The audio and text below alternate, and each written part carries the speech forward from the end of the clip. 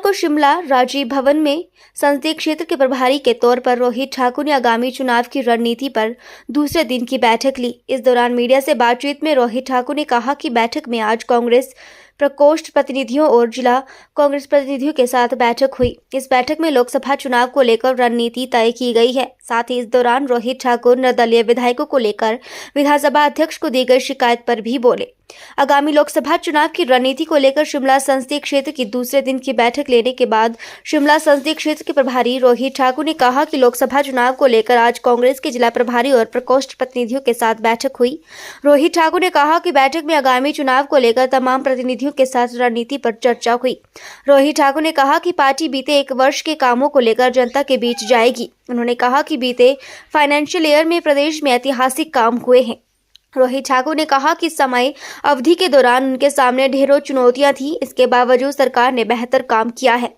Cabinet मंत्री और शिमला संसदीय क्षेत्र के लिए पार्टी प्रभारी रोहित ठाकुर ने कहा कि राज्यसभा चुनाव के लिए भाजपा ने हॉर्स ट्रेडिंग की। उन्होंने कहा कि इस पूरे प्रकरण के बाद तीनों निर्दलीय विधायकों के इस्तीफा देने का कोई औचित्य नहीं है।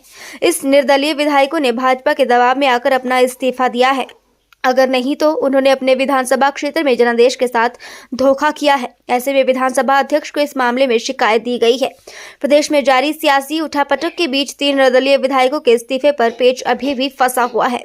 एक तरफ तीनों निर्दलीय विधायक विधानसभा अध्यक्ष को इस्तीफा सौंपकर भाजपा की सदस्यता ग्रहण कर चुके हैं। हालांकि विधानसभा अध्यक्ष की ओर से अब तक इनका इस्तीफा स्वीकार नहीं किया गया है।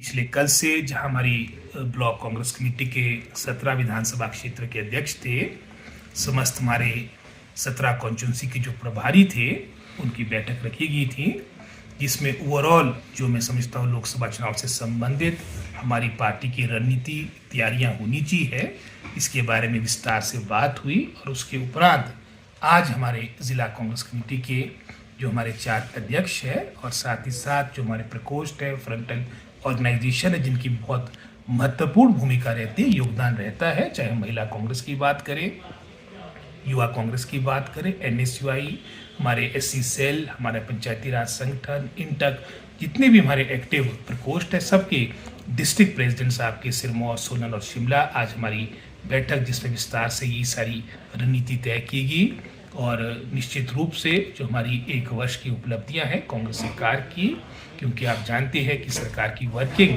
Financial year to financial year होती है, और जो हमारा क्रम 1 अप्रैल 2023 से प्रारंभ हुआ था, 31 मार्च तक हमारा यही फाइनेंशियल ईयर। और इस 1 वर्ष की अवधि में, इस अल्प अवधि में जो कार्य हुए वो ऐतिहासिक कार्य हुए। हालांकि हमारे को कई तरह की परेशानियों का सामना करना पड़ा। आते ही हमारे को विरासत में लगभग कोई 76,000 करोड़ का ऋण विरासत में मिला, लगभग कोई 10,500 करोड़ के आसपास हमारे को एरियर्स के रूप में, अपने डीए के रूप में अपने कर्मचारियों को, अपने पेंशनर्स को देना था।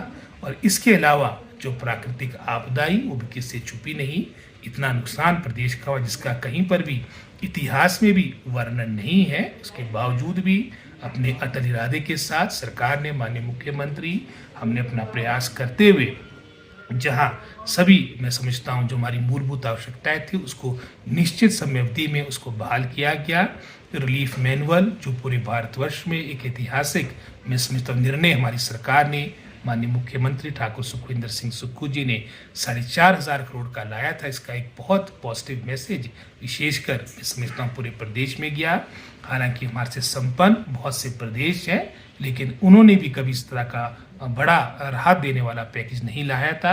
आप जानते ही हैं, जहां अतीत में मात्र 1,30,000 आपके घर के नुकसान पर आपको पैसा मिला करता था, रिलीफ मैनुअल या नियमावली के अनुसार वो बढ़ाकर 7 लाख किया गया।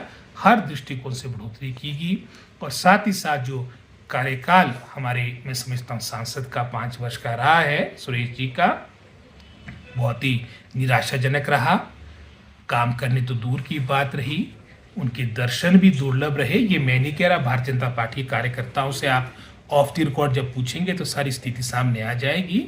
और साथ ही साथ जो हमारे बड़े महत्वपूर्ण विषय थे हमारे चुनाव क्षेत्र से संबंधित, चाहे मैं समझता हूँ आपदा के दौरान प्रदेश को मदद करने की बात थी, हमारे क्षेत्र का अगर हिमाचल प्रदेश में एक अलग पहचान है, हमारे को फ्रूट बॉल ऑफ इंडिया के रूप से भी जाना जाता है, और उसमें हमारा एक बहुत बड़ा सेब बाहुल्य क्षेत्र शिमला संसदीय क्षेत्र के अंतर्गत आता है।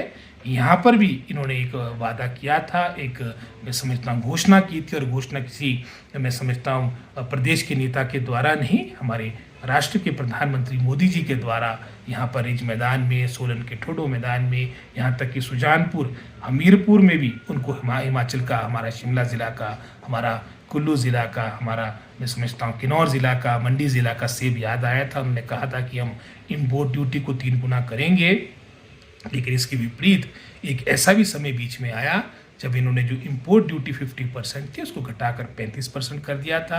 इन्होंने सेब को स्पेशल कैटेगरी में लाने की बात कही थी, वो भी बातों तक ही सारी बातें इनकी सीमित रही है, और इन बातों को लेकर भी हम जनता के बीच जाएंगे। और जिस तरह से एक चुनी हुई सरकार को आप अस्थिर करने का प्रयास भारतीय जनता पार्टी कर रही है, हिमाचल प्रदेश देवभूमि है, शायद अन्य प्रदेशों में इनके प्रयोग मैं समझता हूँ सफल हुए होंगे, लेकिन हिमाचल में नहीं होंगे, ये मैं आपको विश्वास लाता हूँ। और साथ ही साथ जहाँ हम ये चारों लोकसभा सीट, जिसमें शिमला संसदीय क्षेत्र मैं समझता हूँ अच्छे अंतर के साथ हम जीतेंगे, साथ ही साथ जो 9 उपचुनाव जो ज़बरदस्ती सत्ता की लालसा के कारण भारतीय जनता पार्टी ने प्रदेश में थोपे हैं, वहाँ पर भी कांग्रेस पार्टी अपना परचम लहराएगी। शिकायत मैं समझता हूँ हमारा ये मानना है, जहाँ तक हॉर्स ट्रेडिंग की बात आती है, दूसरे दलों से विधायकों को तोड़ने की बात आती है, ये बहुत ही अनैतिक बात है।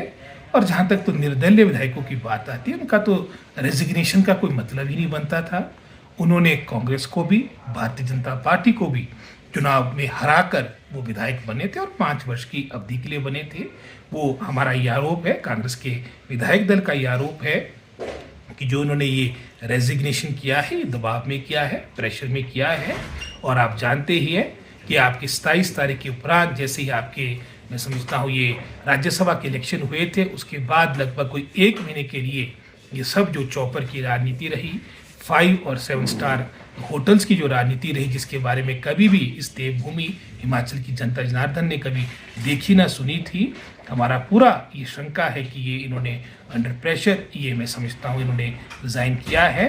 अगर नहीं किया है तो एक बहुत बड़ा कुठाराघात इन्होंने अपने अपने विधानसभा क्षेत्र की जनता जनार्दन के साथ उनके साथ विश्वासघात किया है। और जहां कांग्रेस की विधायक दल ने मैं समझता हूं इस तरह की अपना रिप्रेजेंटेशन ऑनरेबल स्पीकर को दिया है, वहां की जनता जनार्दन ने भी रिप्रेजेंट किया है कि इन्होंने मैं समझता हूं गलत तरीके से ये रिज़ाइन किया है।